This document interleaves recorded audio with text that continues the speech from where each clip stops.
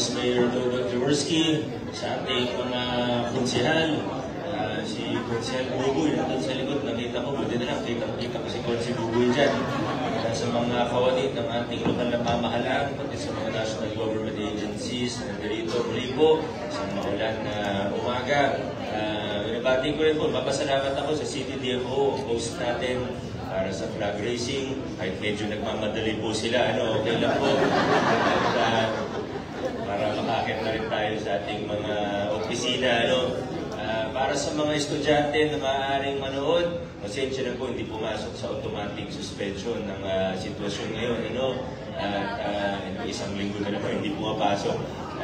Pwede na siguro pumasok ngayon. Pero, pinapaalala po natin sa lahat ng paaralan, private man o public, pati sa ating mga principal, na kapag yung sitwasyon sa kanila ay hindi ganun kaganda, kung may localized na pagbaha, ay pwede silang magdeklara na walang pasok sa kanilang mga paaralan. Hindi kailangan antayin na may city government na mag-declare ng suspension. Mas alam nila yung sitwasyon sa kanilang barangay o malapit sa kanilang paaralan. Pwede po silang magdeklara.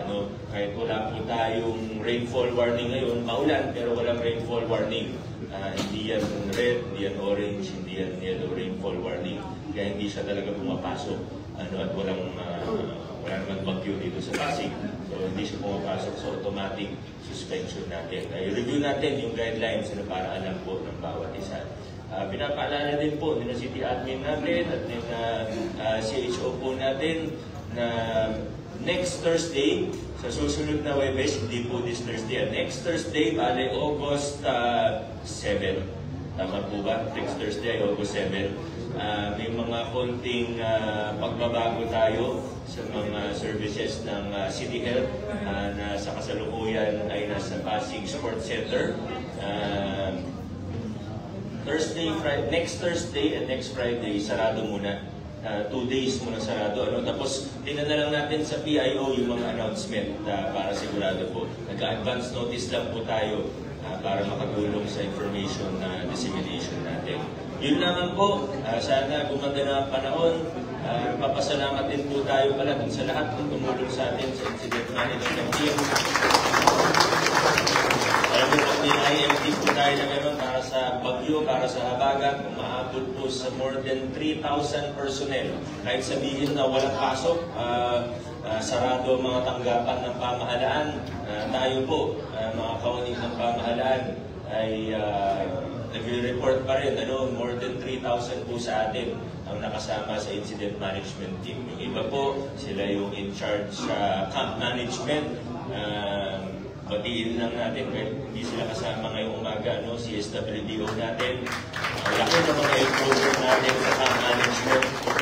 Ang totoo, ang paalala lang naman natin lagi sa mga kasama, si SWDO man, o DRMO, una, kilalanin, i-recognize natin ang mga improvement natin at yung Vision Order Department natin at lahat ng mga division nito.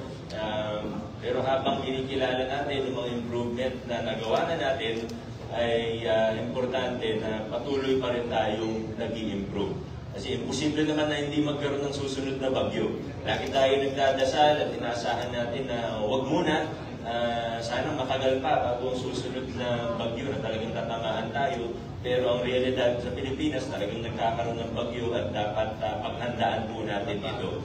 Kaya ano man ang sitwasyon, malakas o mahina ang ulan, lagi tayong nag-ahanda. At ang magandang balita naman po para sa atin dito, lalo na pagdating sa sitwasyon sa baha. Ang magandang balita naman, kung meron mang magandang balita patungkol dito, ay nag-i-improve din, hindi lang yung response ng mga personnel natin, nag-i-improve din yung alagayan o sitwasyon natin sa lungsod ng Pasig.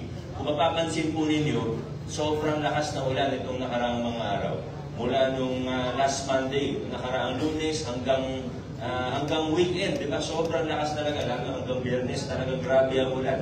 Katunayan, meron po tayong record na nakita sa Barangay Canyogan, yung rain meter gauge or yung rainfall gauge natin ng DRMO sa Canyogan. Nakapag-record po tayo ng pinakamataas na level of rainfall in one day. Record po sa history ng Pasig City na sa 485 millimeters. Mas mataas pa po ito sa rainfall nung Ondoy. Yung Ondoy, kung hindi ako nagkakamali, mga 450, mga ganun lang po yata tayo nun. Ito po, umabot tayo ng 480. Tama ka na, saan ba ang DRMO natin? Basta nag-record po tayo, pinakamataas na level of rainfall in one day. Ipopost ko na lang yung detalye para mas accurate at mas sakto. Pero ganun po yung nangyari. Nung Wednesday po yata yun, yung record rainfall sa loob ng isang araw. Pero kung mapapansin po natin, kahit record rainfall in one day ang nangyari sa Pasig City in history, ay yung pagbaha, hindi kasing lala nung dati. Kumbaga, mas maganda yung sitwasyon ngayon. At tinitingnan po natin, inaasahan natin na sa hinaharap ay mas lalo pang gaganda ang sitwasyon. Bakit po? Una, matatapos po ang mga proyekto para sa flood control. Lalo na yung mga dahilan kung medyo mas mataas ang baha, halimbawa sa Santolan ngayon, dahil ginagawa pa yung revetment wall sa Ilog Marikina, sa Barangay Santolan mismo. Yung sa Santa Lucia naman, medyo nagka-problema po tayo sa proyekto ng DPWH sa Sapang Buli o Buli Creek. Pero by next year, sigurado tapos na rin naman po yun. Kaya mas gaganda din po ang sitwasyon sa Barangay Santa Lucia. Dalawang halimbawa lang po yan, yung dalawang major. Pangatlo ay yung flood control and drainage master plan natin sa pangunan ng engineering at kasama rin ng DRMO, City Admin Office at marami po sa mga opisina dito. Napaka-importante po nito. Sa tagal ng panahon, hindi po tayo nagkaroon ng isang consolidated and complete master plan. Pero ngayon po, binubuo na natin siya at nagsusukat na po yung mga kasama natin sa flood control and drainage master plan. At by next year, tapos na rin po ito, magkakaroon tayo ng parang menu ng mga proyekto na pwedeng gawin ng nasyonal, pwedeng gawin ng lokal, pag-uusapan na lang po. Pero mas madali na, hindi yung tagpi-tagpi yung gawa, hindi yung kung ano maisip na proyekto o puro stopgap na measure, kundi lahat po consolidated. Matututo tayo mula sa mga pagkakamali o pagkukulang noong nakaraan. Kaya sigurado po na kung nakikita natin na ngayon, kahit sobrang lakas ng ulan, sobrang bigat ng rainfall, ay mas maganda ang sitwasyon kumpara sa previous years. Sigurado po tayo na sa hinaharap magiging mas maganda pa ang sitwasyon sa lungsod ng Pasig.